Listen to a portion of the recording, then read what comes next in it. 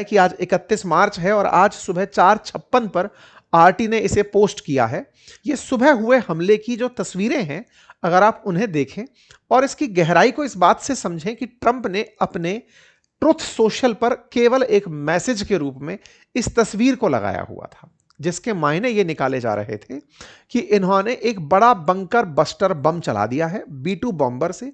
ये bunker buster bomb कहा जाता है कि मदर ऑफ ऑल बॉम्ब है, यानी कि अगर कोई न्यूक्लियर हमला हो उसके बाद जो सेकंड मोस्ट सबसे घातक बम है वो अमेरिका ने इस्फहान शहर में चलाया है।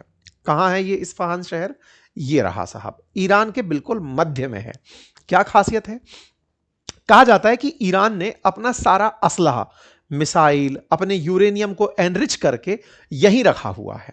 अमेरिका का मानना है कि फोर्दो, नातांज और इस्फहान ये 3 जगह ऐसी हैं जहां पर ईरान जब जब अपने न्यूक्लियर एनरिचमेंट प्रोग्राम को चलाता है तो इन्हीं शहरों के नीचे बनी हुई टनल्स में वो काम करता है। जमीन के नीचे लगभग 60 मीटर से अधिक गहरी टनल्स में ये सारे काम होते हैं। अमेरिका का जानना है, अमेरिका की गुप्तचर विभाग की एजेंसियों का मानना है कि लगभग 250 फीट नीचे जाकर इन्होंने गहरी सुरंगें बना रखी हैं और उन्हीं में ही सेंट्रीफ्यूगल मशीनें लग करके यूरेनियम को एनरिच करने का काम कर रही हैं। यह एनरिचमेंट क्या होता है इसे भी समझेंगे।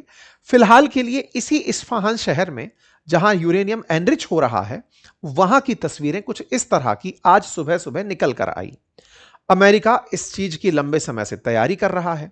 चर्चा है कि यहां पर इन्होंने एक बंकर बस्टर बम चलाया है। बंकर बस्टर बम वो बम होता है जो इतनी गहरी उस टनल में जाकर के फट सके, बहुत तेजी से जाए और उतनी नीचे जमीन के अंदर बनी हुई गहरी सुरंगों में जाकर के ब्लास्ट कर सके।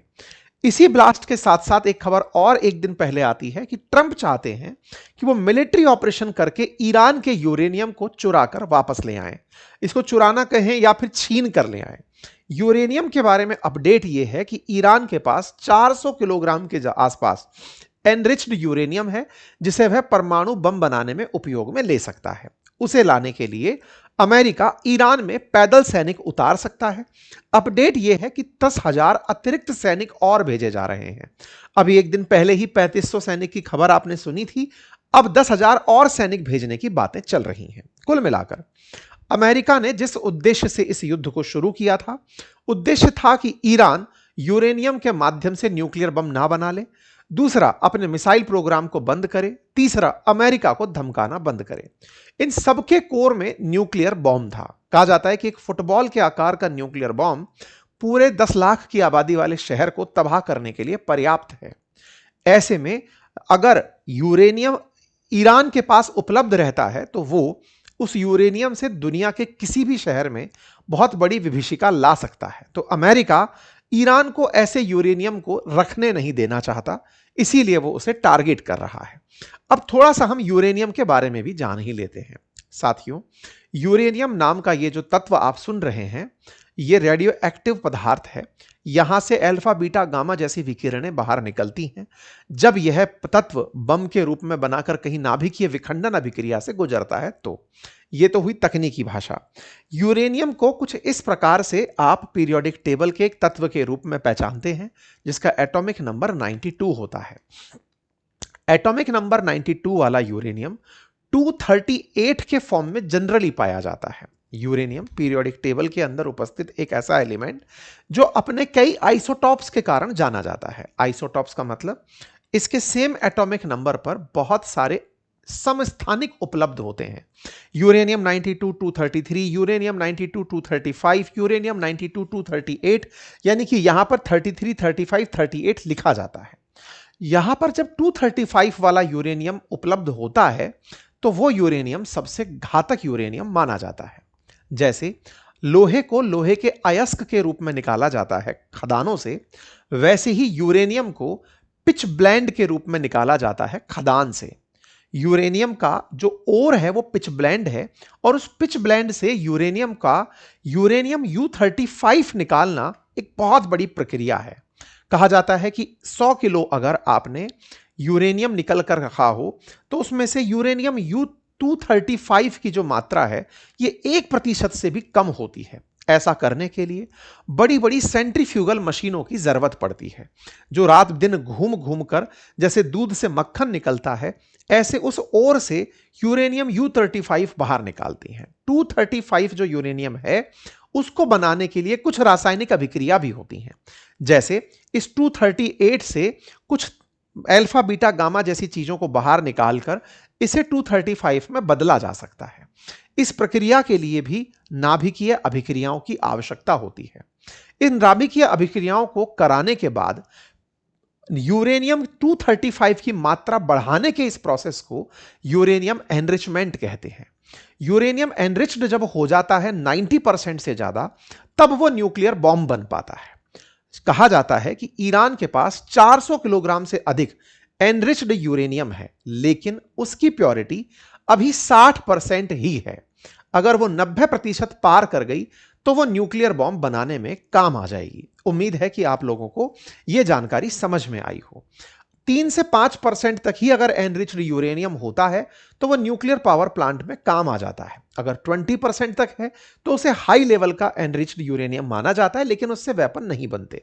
लेकिन 90% से ज्यादा अगर एनरिच्ड है तो उसे वेपन ग्रेड यूरेनियम माना जाता है, जिससे परमाणु बम बनाए जा सकते हैं। अर्थात यूरेनियम का आइसोटॉप 235 न्यूक्लियर बॉम्ब बनाने में उपयोगी होता है और उसको बनाने में ईरान दिन रात मेहनत कर रहा है। ईरान अपने पास अपनी खदानों से निकले हुए यूरेनियम के आइसोटॉप्स को दिन रात सेंट्रीफ्यूज मशीनों में लगातार काम करता चल रहा है। कहते हैं कि 2015 में जब दुनिया के साथ एक समझौता किया था ईरान ने, उस समय यह तय किया था कि एक मात्रा से अधिक यूरेनियम ईरान नहीं रखेगा। लेकिन 2018 में अमेरिका जब इस समझौते से बाहर आ गया, तब ईरान ने बहुत तेजी से यूरेनियम का स्टॉक बढ़ाना शुरू कर दिया।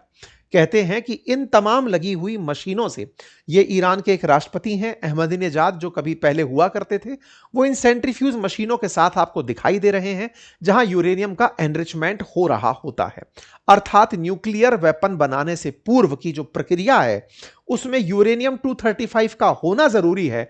और उसको बनाने के लिए यहां पर निरीक्षण करती हुई कुछ तस्वीरें जो ये दावा करती हैं कि यूरेनियम इनके पास पर्याप्त मात्रा में है।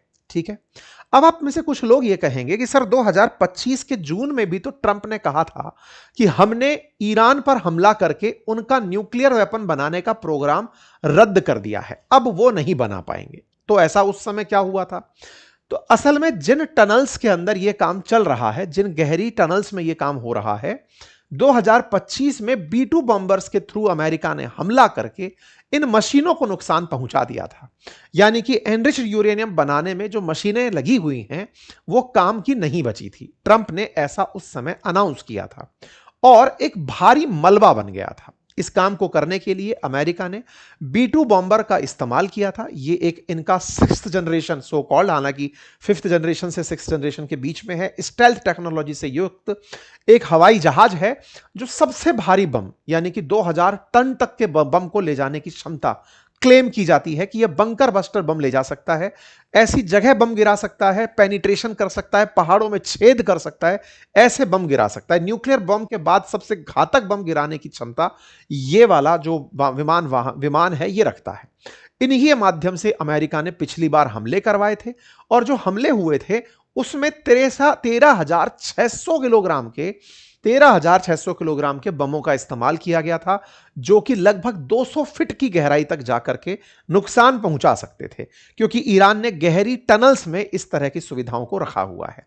लेकिन 25 जून के दिन खबर निकलकर आती है कि ईरान पर हुई इस स्ट्राइक ने, अमेरिका ने जो स्ट्राइक की, इससे इनका न्यूक्लियर प्रोग्राम खत्म नहीं हुआ। यहां पर चर्चा बनी कि हो सकता है कि ईरान ने अपने उस 400 किलोग्राम यूरेनियम को वहां से छुपाकर कहीं और रख दिया हो। यह सारी की सारी जानकारी इस्फहान की ही इन टनल्स में है जहां पर आज हमला हुआ है। अर्थात आईएईए जो ये खुद मानता है कि ईरान के पास में जो यूरेनियम है, उस यूरेनियम की जो जगह है वो इस्फहान है और यहीं पर हमला हुआ है। ईरान ने अपनी तरफ से कहा कि साहब, ईरान ने जो हाई एनरिच्ड यूरेनियम रखा हुआ था अंडरग्राउंड फैसिलिटीज में इस्फहान में, जून में भी अमेरिका ने यहीं हमला करके उस पूरी व्यवस्था को नष्ट कर दिया था, लेकिन उससे यूरेनियम नष्ट नहीं हुआ था। बाद में ईरान निकल कर आता है। 15 मार्च की खबर है और ईरान का कहना है कि उस मलबे में जो अमेरिका ने उस समय बम धमाका किया था, उसी मलबे में इनके यूरेनियम दब गए। जो 400 किलोग्राम के आसपास का यूरेनियम है, वो इनके उस मलबे में कहीं दबा हुआ है, जो अमेरिका ने जून 2025 में हमला करके पैदा कर दिया था। ऐसे में ईरान न्यूक्लियर बॉम्ब नहीं बना पा रहा है और ना ही वो अपना यूरेनियम बाहर निकाल पा रहा है। प्यारे साथियों, जहां आप मुझे सुन रहे हैं उसके नीचे एक सब्सक्राइब का बटन दिया हुआ है, जिसे दबाने में कोई खर्च नहीं आता। आपका समय लगता है 2 सेकंड का, लेकिन आपकी ये 2 सेकंड की कीमत हमारे लिए हौसला बनती है। अगर आप इस छोटे से काम को करते हुए आगे बढ़े तो ये हमारे लिए बहुत ही सकारात्मक रहेगा, हमारे हौसले को बढ़ाएगा, हम आप तक और अच्छा काम लेकर पहुंचेंगे, ये और सुनिश्चित करेगा।